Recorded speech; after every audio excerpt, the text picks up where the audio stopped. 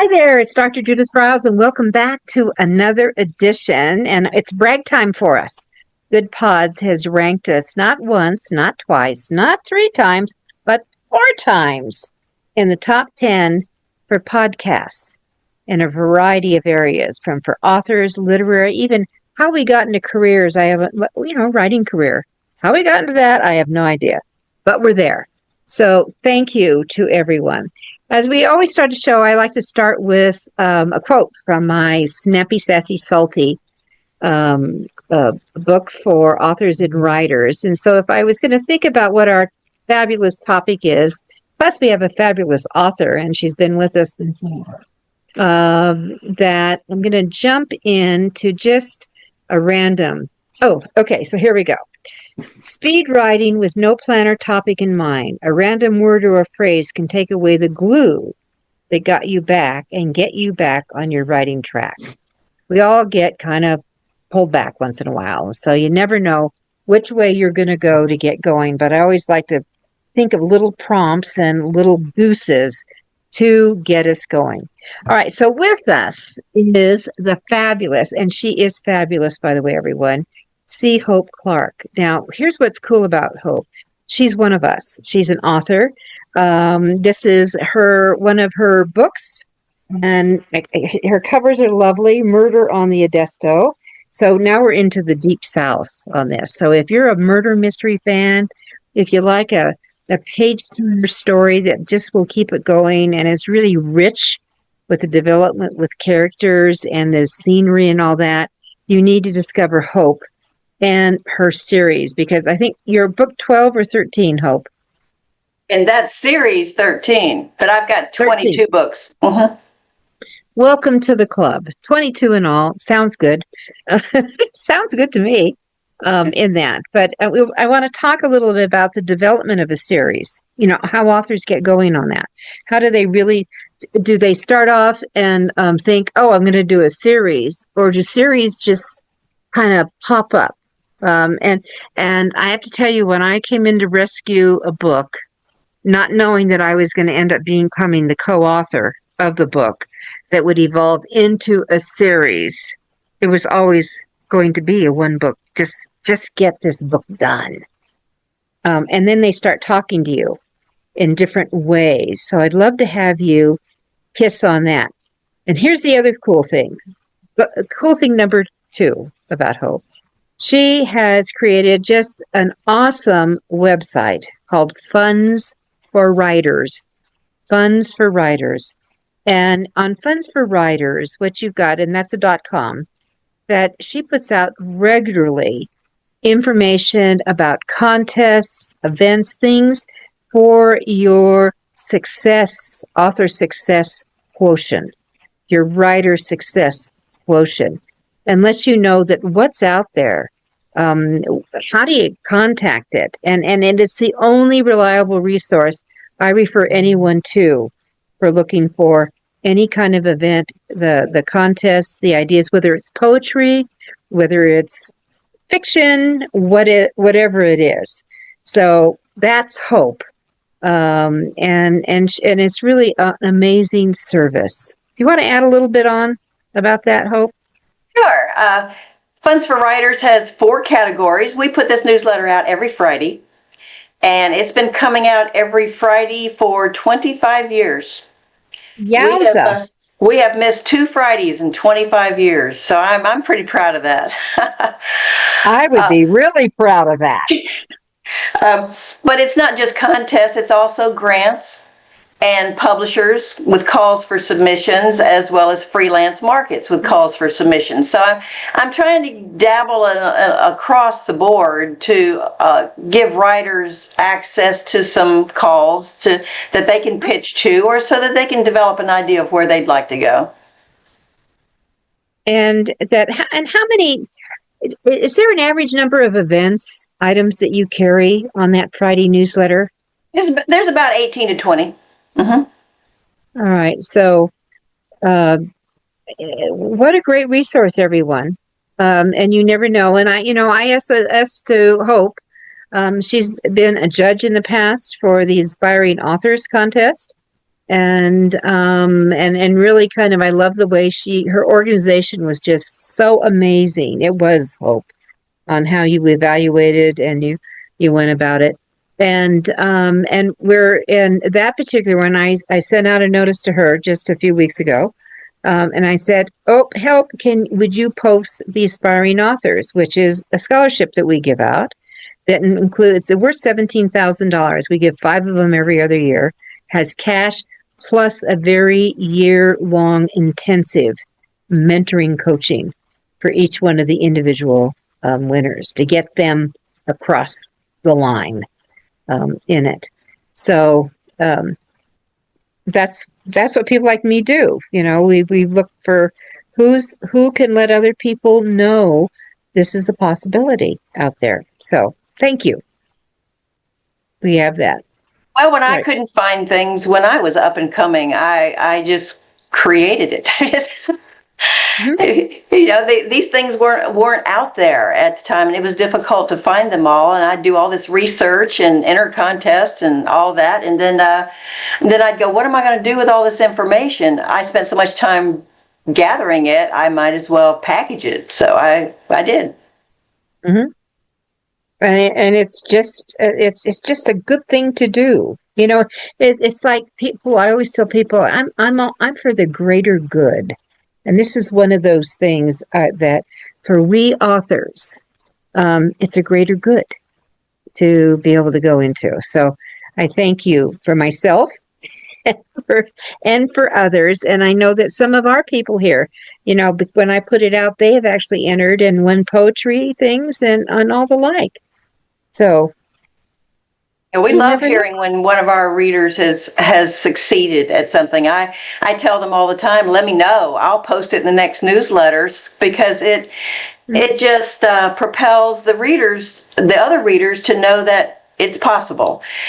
And it's a positive. It's just a positive every Friday that comes out to give somebody a little bit of incentive to keep going at this, because it can be pretty alone and depressing sometimes if you're not careful. Writing is a lonely number on doing that. So I do have a question that, let's say something is up. Is it just a one-time announcement, or do you carry it a few times? Or does it have to be? It's a one time. I will list anything one time. There's just so much I can't repeat it. There's so many there's so many that don't even make it into the newsletter. So people don't realize how much opportunity there is out there. So I've had to set parameters. A contest has to give at least a $200 first prize. The entry fee can't be more than 5% of the first prize. I've set limits on here so that I've got quality things in the newsletter, because the credibility is everything in this business. You've got so many scams and questionable individuals, and publishing's a moving target. So that I want Funds for Writers to be solid, reliable, and vetted. I turn down a lot of requests. I turn down paid advertising. I've got paid advertising in it, but I vet them. I just turned somebody down this week because I said, you're too new, you don't have your feet under you. No, I can't promote you. And so I want to make sure that my readers stay, and they do. There's 28,000 of them, and some of them have been there since day one. I think that's so, well, I haven't been there since day one, but I've been there for a few years. And pulling, and I actually, when I take a look at it, and sometimes I'll do the copy paste thing and say, hey, this is going on, people, and pull through it. So it's just really good to know. So it's good stuff. That's what we have. All right. So I would love, before we get into your book a little bit, I would love to, on your vetting that and the submission, I know for our scholarship thing, we don't charge anybody. We have no submission fees to people. A lot of aspiring authors are on such a shoestring budget that, and we want to give them some money. We understand the shoestring. I mean, I wish I had something like this when I first started 40 years ago. I hear you. Oh, but So, what I try to make people understand, though, is the money has to come from somewhere. yes. So for grants, no, I do not expect grants to charge an entry fee. Contest, I'm not surprised if they charge entry fees because something's got to pay for the prize money. Sometimes you pay the final judges, the promotion for the contest, and some of them actually publish these things at the end. So there is an expense to running a contest. And so when somebody writes me and they're mad that I've got entry fees on a list contest with entry fees, I go, turn your business brain on, please. I know you're a writer, but you've got to have some business sense in there to realize you need to know where this money comes from. If I see a contest that doesn't have an entry fee, I want to know where the money's coming from. Mm. It might not be legit. So I vet whatever goes in Funds for Writers. I really do. Mm-hmm. Well, that's a kind of like a nice safety bench to have here, I think, to know. So, if in your experience, what have been, because scams are just huge. They're growing life, and you don't know. There's no penicillin out there for them. How do you, how do you- Only experience. It's really only experience and trusting who you get your advice from. Mhm. So that's word of mouth is one, and two, and where you go. And then doing your searches. I've always told people that before you jump into bed with any of these professionals that are pitching you, because with AI, they're coming right and left. I'm seeing Oh more, my gosh, yes. and you may have some comments on that. I'm seeing more coming out almost like out of the woodwork. Where did all this stuff come from? And that I've always told people, well, you need to go to the Google and you put in the name, and then you just start following it with different words, and you keep repeating scam, problems, complaints, liabilities, lawsuits. I mean, you just have to rip off is another good word to use. You have to do that both with the people who are running them as well as the name of it. And of course, they can change their name anytime. They do. And they do. And but there's also some that are so new and they think they're going to make a few bucks, and I will search them, and when I can't find anything or I can't find anything of any value or weight, I will email them and go, "Who are you? What are you about? Tell me why I ought to trust you." I get rid of 90% of them that way. They know they're being scrutinized, and so they disappear. So I get pitched by a lot of writers now, more than I used to, and I know they're using AI. They're pulling phrases off my submissions guidelines, plugging it into AI, and then I get an article like I've never seen that article before. I get various versions of the same topics over and over and over again. And I will write back and say, "What's your bio? Show me your website, show me your social media presence, and show me where you've published before." And they either go silent or come back and go, "Well, I'm doing a new website, it's not up," or "I'm a ghostwriter." And I'm like, red flags, no. I've had three this morning where they shot me an article, and when I see the voice in the article is nothing like the voice once I get them conversing in an email, AI, because they are not using proper grammar, or they're using all lowercase, or they happen to miss a noun verb agreement. That kind of thing tells me, yeah, you're writing with AI. No. And if anybody argues with me, I go, well, I don't work with anybody who argues with me, so you're done. Block. So there's a lot of that crap out there right now. But what I also hate is a lot of new authors think that because of all these opportunities, they can publish like that and that it'll be good and it'll sell.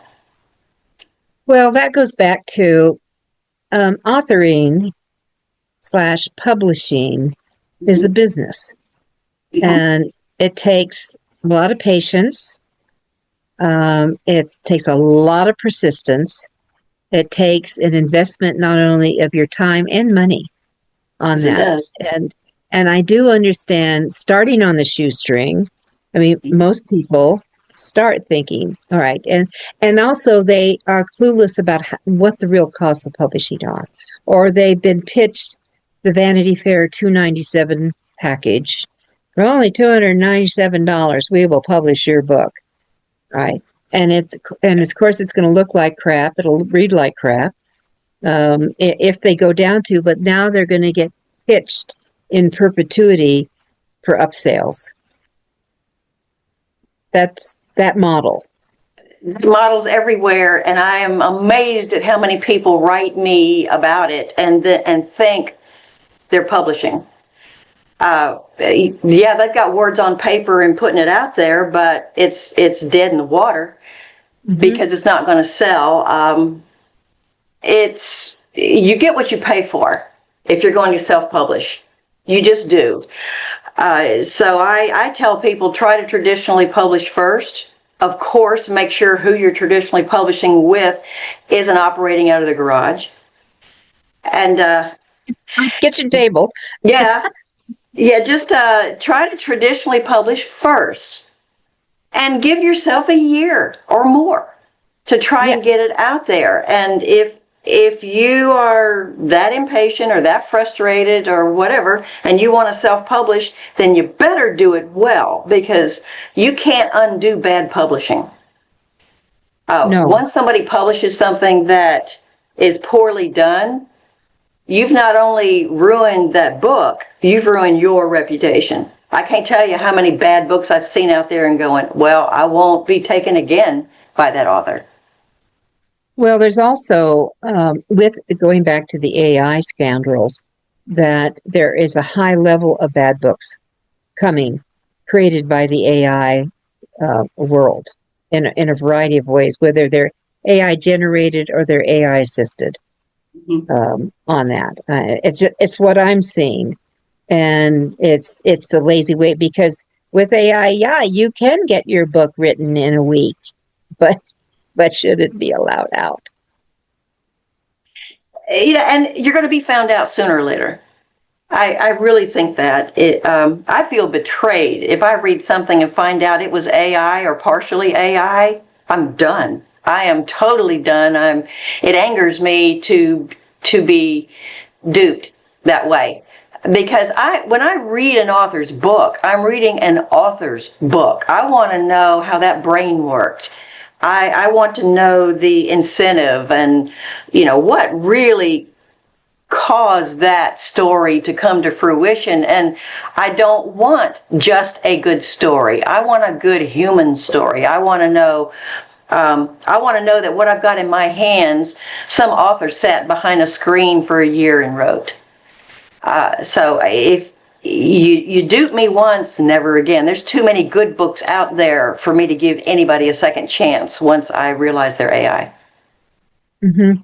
Well, I tell you, you and I are on parallel paths, because that's the way I feel too, that I've been duped. And everybody says, but it makes my writing better. But it's not your writing. It's taken over, and too many of them sound alike anyway. They do. It's just the bookstores. I'm in Barnes and Noble a lot, and they refer to the AI crap.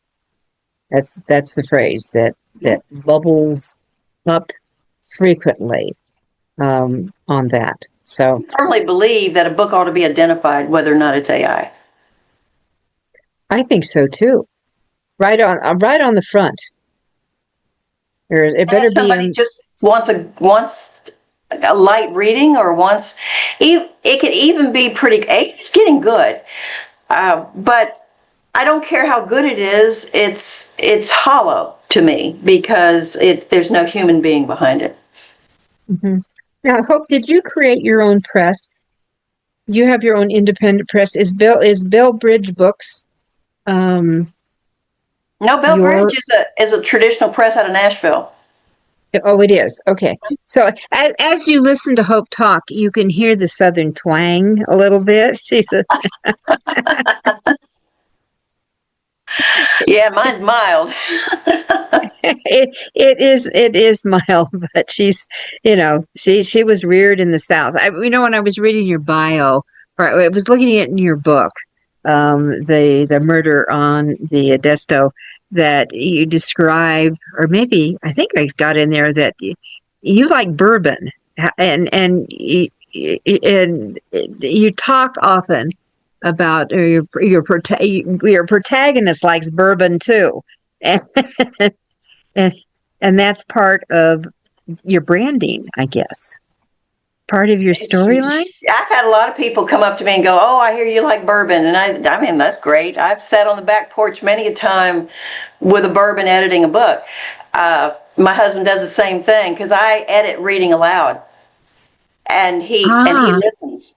He listens, and we both share a bourbon, and we've occasionally shared a cigar, and we sit out there and enjoy ourselves. For when it's editing day, I will grab something to drink, chapstick and eye drops, because you do 8 or 10 hours of reading aloud, and it takes a toll on you. But It's a lot.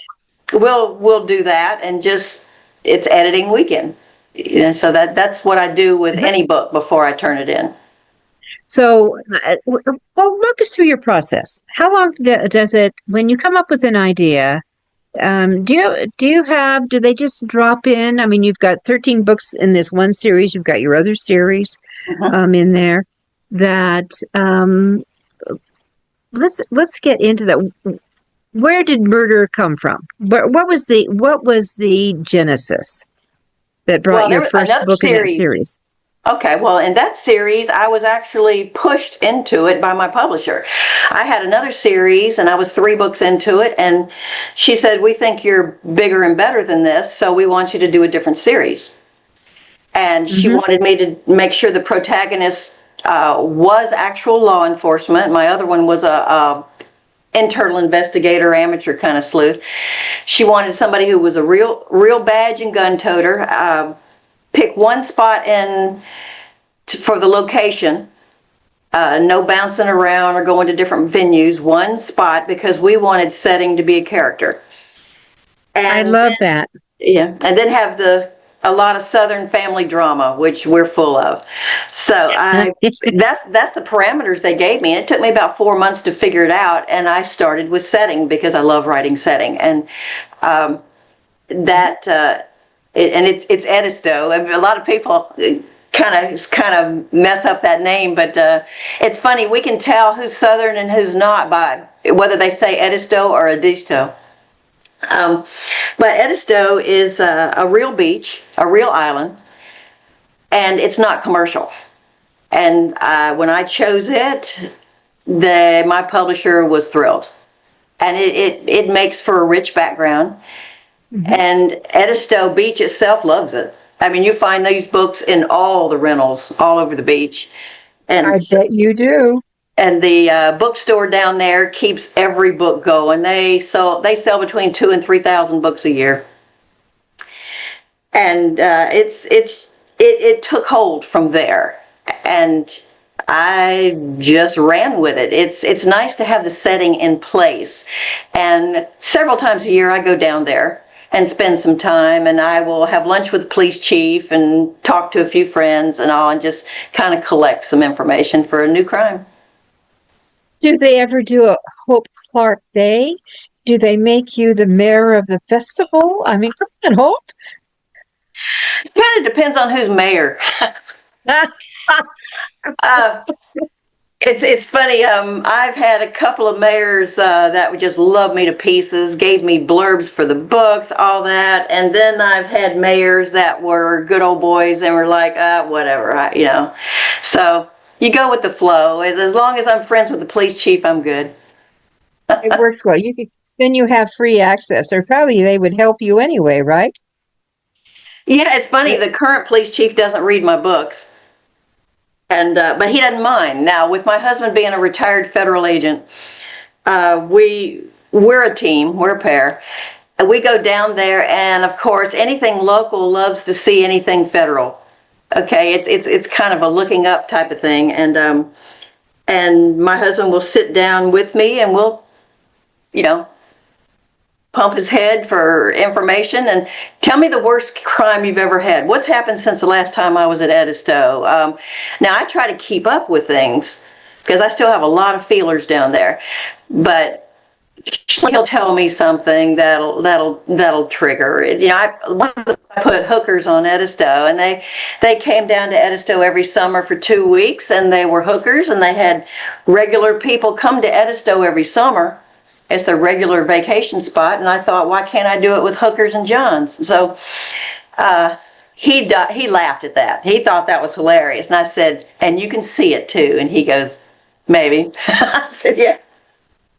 So, he's fun to kind of bounce things off of.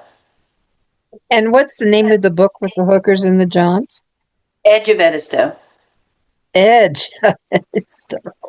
There you go, folks. So if you're looking for a 13-book series, and I love it that she made the place a major character, because they do become a character on that. So they have all their own nuances and everything else. I have a client who's done that with the Omega watch, with an Omega watch. So much. The Omega people have done special events around him. So, so anyway, there's things that you can do to pull it off, which I just totally think is a great idea on that. Is there any book that you have done? Yeah. Go ahead. I said we're trying hard to get it on screen, to get Edisto on screen, because it's got a lot of richness to it. We had early last year, we had a contract with TriStar for cable television. And actually had the first episode written and the first season outlined, and they shut down the studio. Oh. They decided Sony was the umbrella company that TriStar is under, and they decided for financial reasons they needed to close 5 studios. Well, mine was one of them.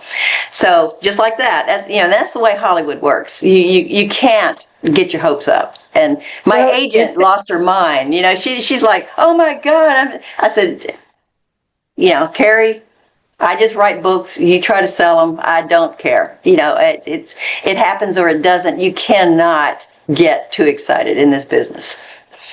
So, but that sounds like a perfect Netflix. Really. I mean, some of the stuff you're thinking, who green-lighted this? I mean, I can't know. I mean, oh my gosh, Hope, I was in the movie theater. I went to see Song Song Blue with a girlfriend. We did a movie and lunch, which I loved. I love Neil Diamond music, so we had a great time.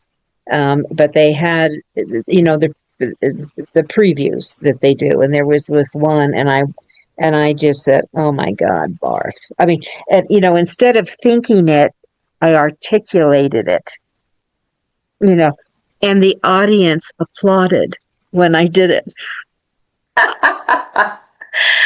I swear, I'm a religious moviegoer. Mm-hmm. We go in the middle of the day.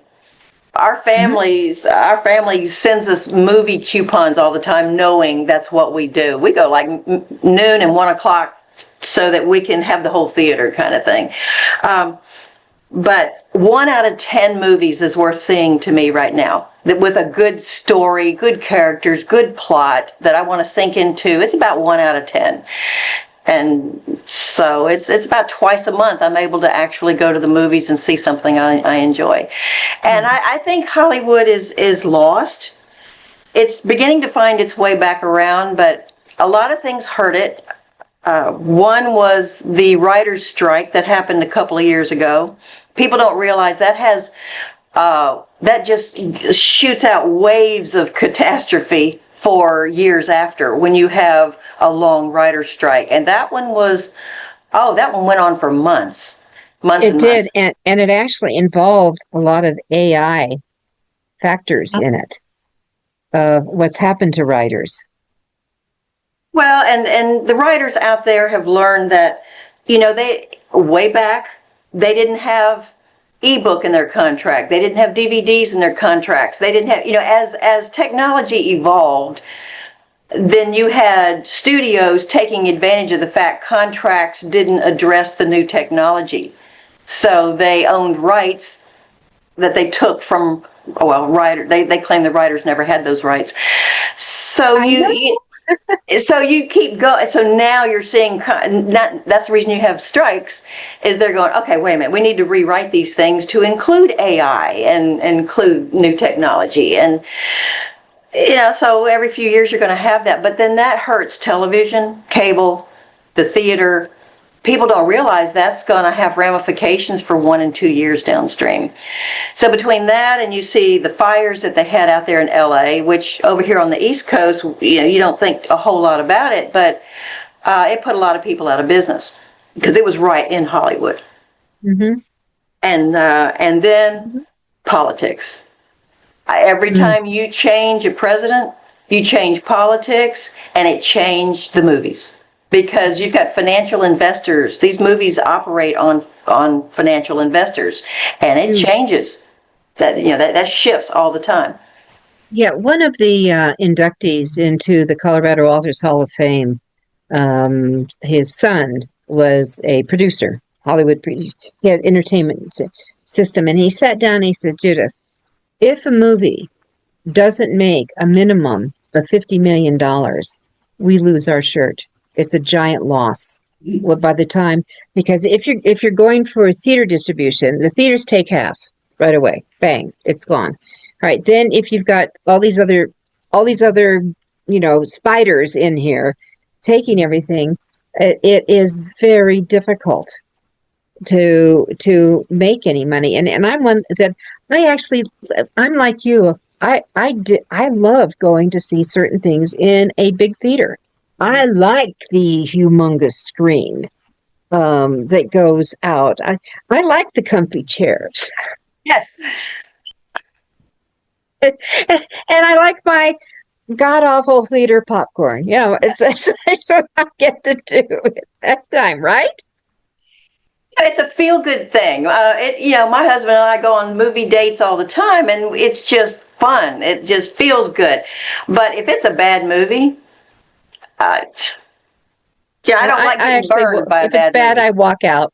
I just, at this point, I just don't want to waste my time on stuff. I'll find something else. So, and as I said, the last one I went to was Song Blue, and I came away with really admiration for Kate Hudson. Yes, it was good. It was a good story. It was a good movie. They did a really good job of that, I think. I loved it. And, I talked my girlfriend into going, and I just says, well, so do you like Neil Diamond music? And she says, well, yeah, I do. I said, listen, it's my treat. I'm taking you to lunch. I'm taking you to the movie. Just let's go. And she not only did she have a best time, she talked her husband in, and they went back. So yeah. And I'm a Neil Diamond fan, but in the book that you mentioned, Murder on Edisto, that's part of the characters. I know. Callie, the protagonist, reluctantly likes Neil Diamond because her mother loved Neil Diamond, and when they were in the beach house all the time, that was playing all the time on the turntable. And so she pretty much got indoctrinated so that she likes Neil Diamond. And even though she butts heads with her mother all the time, that is something they have in common. And so I kind of weave that throughout that book and a couple of others to whenever the mother comes into play. So, you use little things like that, and that helps develop a series, kind of bringing it back around, is you got to have those reliable pieces that a reader wants to come back to and be familiar with, while at the same time you've exposed them to new crime, maybe some new characters, but they want the reliable that they're coming home to. And that's not as easy to do as people think. They just think, I'll use the same setting, same characters. No, you need to make these people want to visit there. I've got a lot of readers that go to Edisto now for vacation, and they will not buy their book anywhere else but at that bookstore, and they will only read those books on the beach. Then I I've got love it. others that will call from other states to Edisto. Now, keep in mind, these books are on Amazon, Barnes & Noble, wherever. They will call that bookstore and say, next time Hope's there, get her to autograph it and then mail it to me. And that way I'll get my taste of Edisto in Michigan, Oregon, wherever. And it's turned into a little bit of a brand, I guess you could say. It is a brand. And they love it. I have two other series that I would love to get back into. The Craven County series, I adore writing. It's only 3 books in. It's a little bit of a trilogy right now, but because we struck oil for screen on Edisto, that the publisher said, let's keep writing Edisto. It seems to be the one that's got the best bait on the hook, So, so that's pretty much what I'm writing now is the Edisto series. And I've got the Carolina Slade series has 6 books. It was my original series, and that was kind of how I got started, and I enjoy that series. But the Edisto seems to have a broader reaching effect. Well, it does, and I do hope whoever your rep, whoever the Netflix gods are to be, can get it in, because there's with the success of Robin Carr's The Virgin River, I think, yes, that was called, right? Then there was some spin-off types, and each one felt more diluted.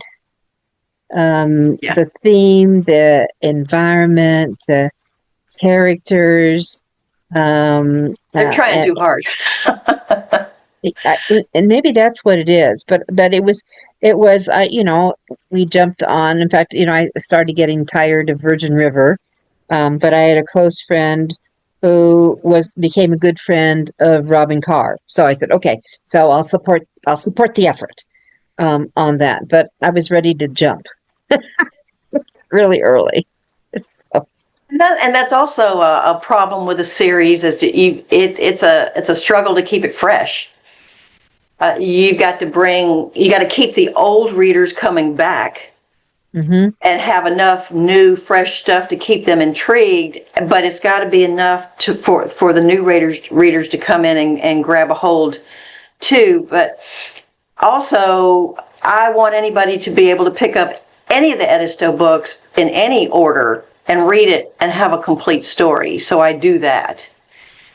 Now, when people ask, where should I start? I go, you can start anywhere you like, but I strongly suggest you start with Murder on Edisto, because then you know how the protagonist came about.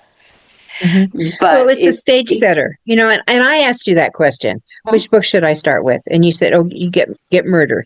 And I ordered it. I didn't know I was supposed to call the bookstore there.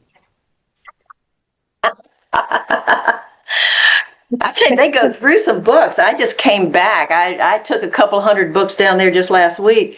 She likes me to autograph them. So since I don't live down there, and it's about 2 hours away, she says, can you order them and then sign them and then bring them to me? And I go, whoa.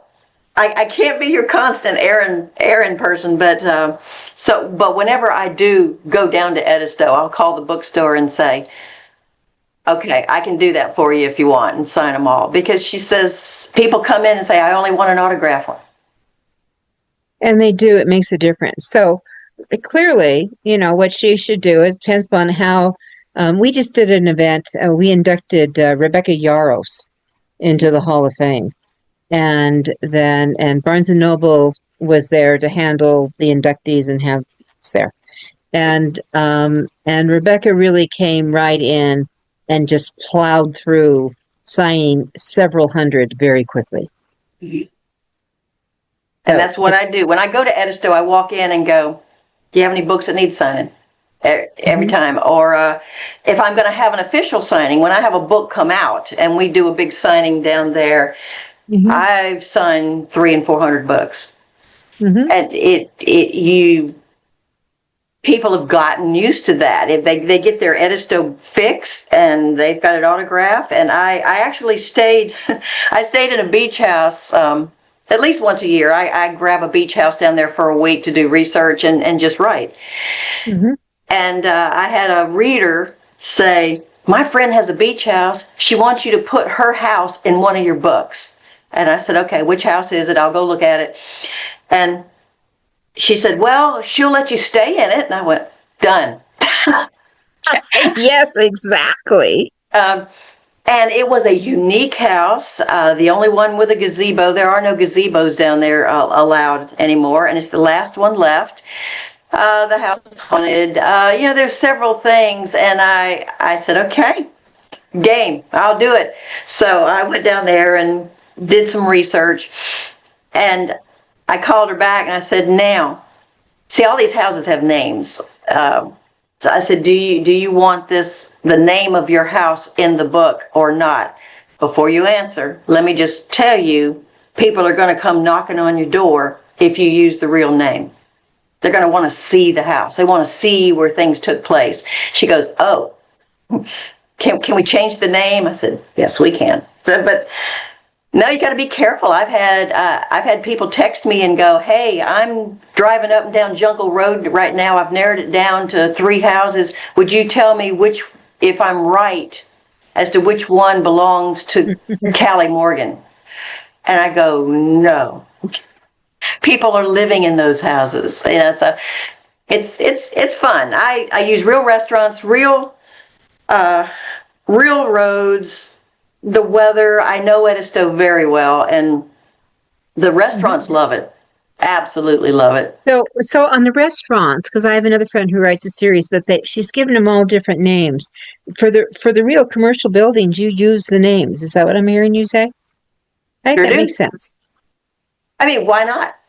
Why not? Well, another Southerner, a guy by the name John Grisham.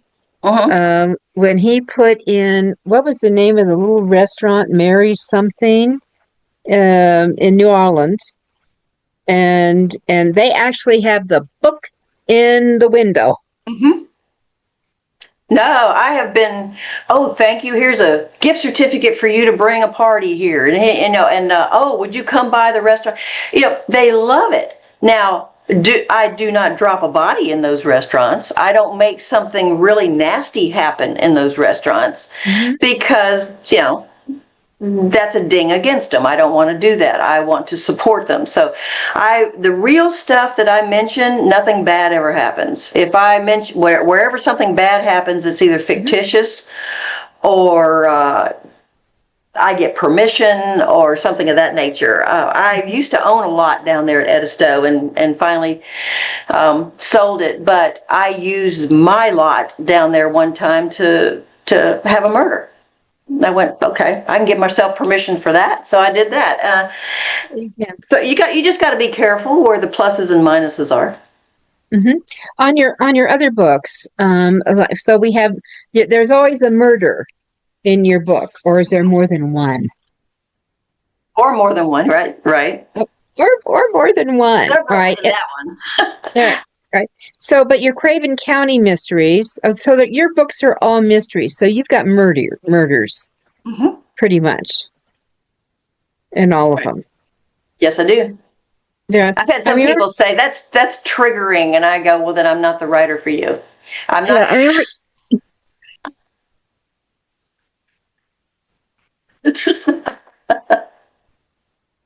But I remember talking to the woman who, oh God, brain fart here, that writes all the murder mysteries, the women's club for James Patterson. He finally put her name on the cover,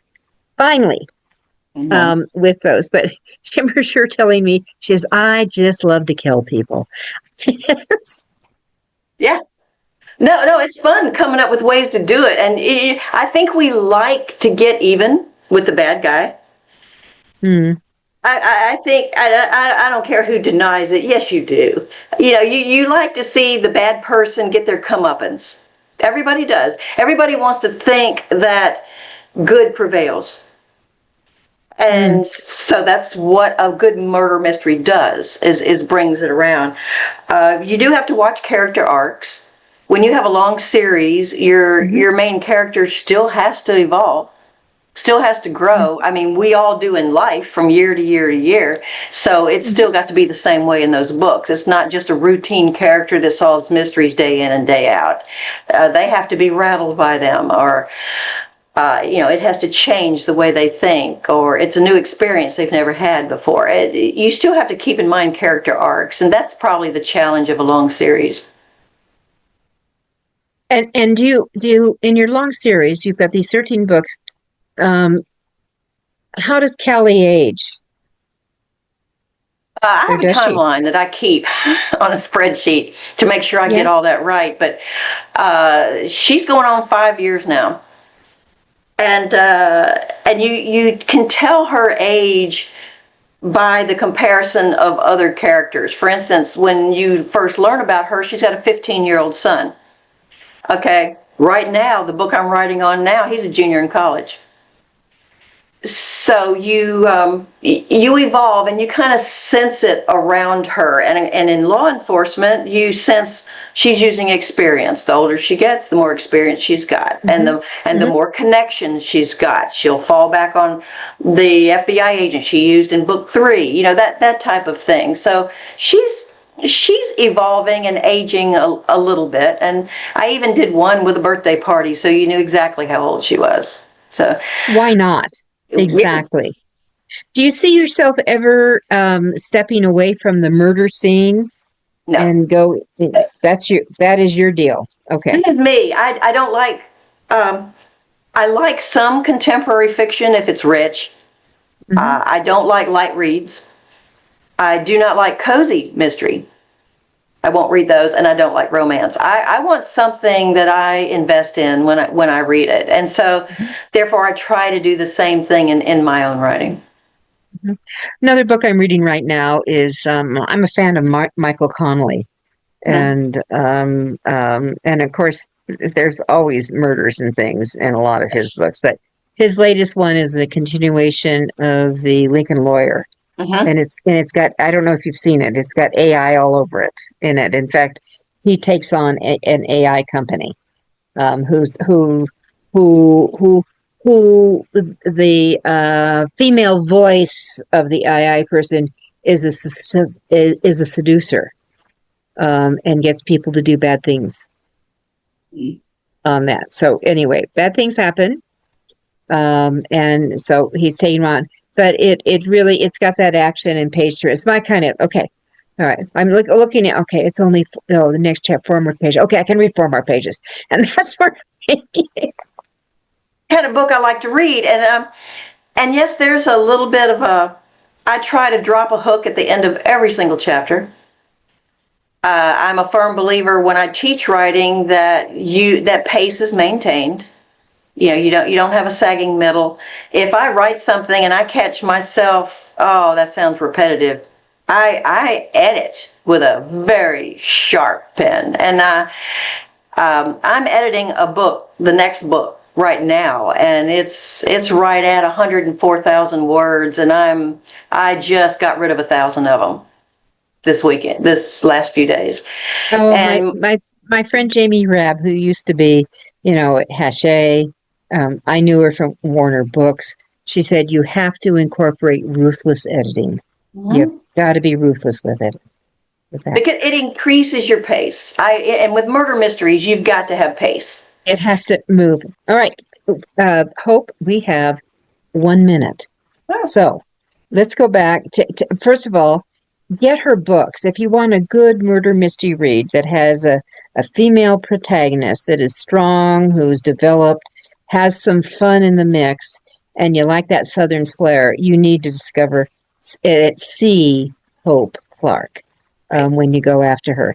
If you are a budding, aspiring author, up and coming, you really need to become one of the 28,000 now plus fans of FundsForWriters.com.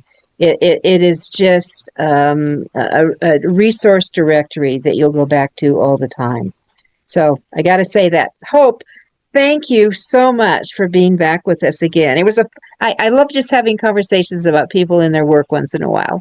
It is fun. All right.